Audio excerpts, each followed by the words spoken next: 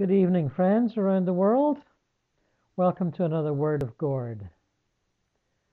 Tonight, I'm going to discuss my recent viewing, about 4 hours ago, of the movie of The Lovely Bones.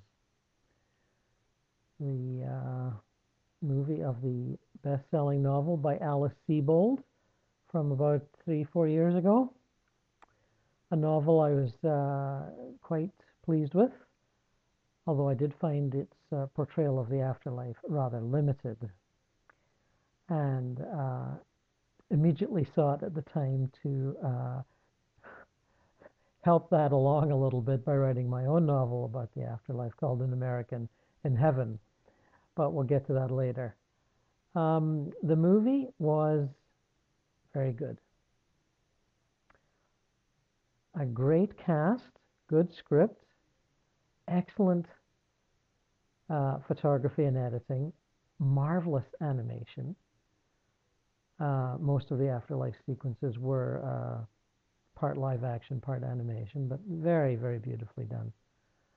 And imaginatively done, I might add, too.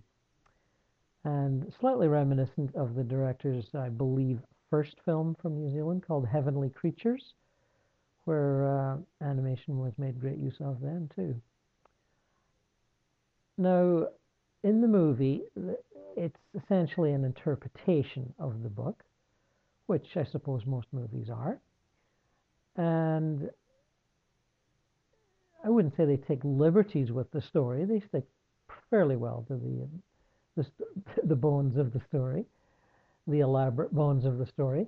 But they do interpret certain aspects of it. And one of the aspects that they interpret is the afterlife of the lovely, sweet smiling Susie Salmon. And it is dealt with in more depth and detail than is done in the novel.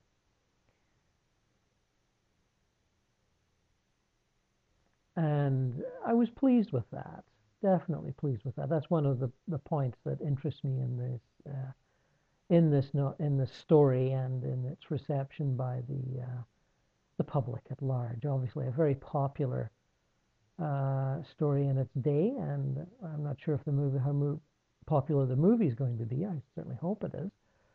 It certainly continues our understanding of ghosts and afterlife existence from other popular movies like The Sixth Sense and Defending Your Life and What Dreams May Come, all fine films. But it still doesn't go far enough as far as I'm concerned. There is no understanding given that there is a heavenly existence, or very little understanding given that there is a heavenly existence beyond the obsessions of the earthbound ghost. Now, this is the stage our culture is at. I think we see that portrayed in the television shows like Ghost Whisperer and Medium. We see how the ghosts face us and interact with us here on the physical plane through the exploration of unfinished business and obsessions and that which they cannot remove their attention from in order to move forward. Hopefully, in the fairly near future, our understanding will be changed, expanded to encompass the afterlife communities, the happy, fulfilling, multi-racial, multi-religious activities of countries, families, cultures, races in the afterlife.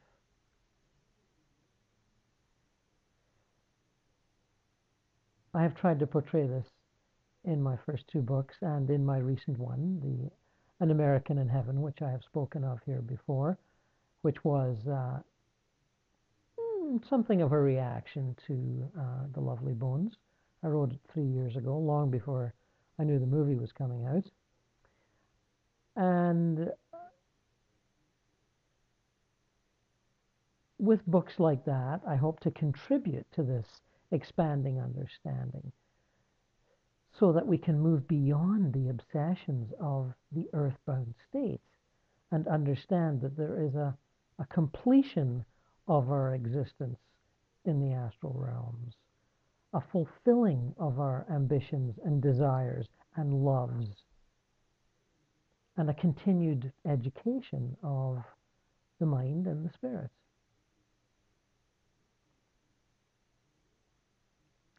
There is more, much more than we've seen so far.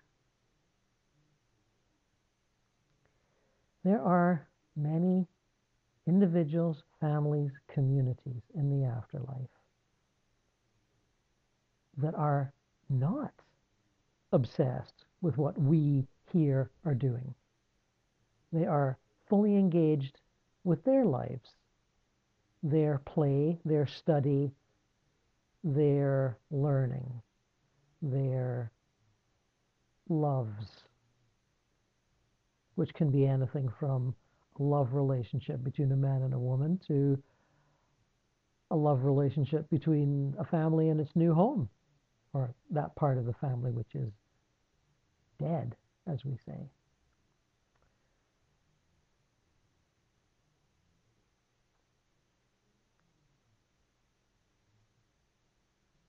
This I say to those of you who have tuned in because of the Lovely Bones tag.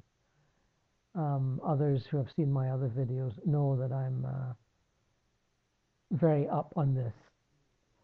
Anyway, but just to let you know, all this exists and hopefully will be written about and filmed in the coming years, in the next couple of years, I hope. Because we need to understand that there is a continuation of society, culture, religion, play, sport, mind games, everything.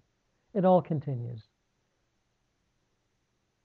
We don't have physical bodies, but we do have bodies. And we do have emotions, and we do have thoughts, and we do have spiritual yearnings, some of which are fulfilled by being on the astral plane, and some of which are not quite fulfilled.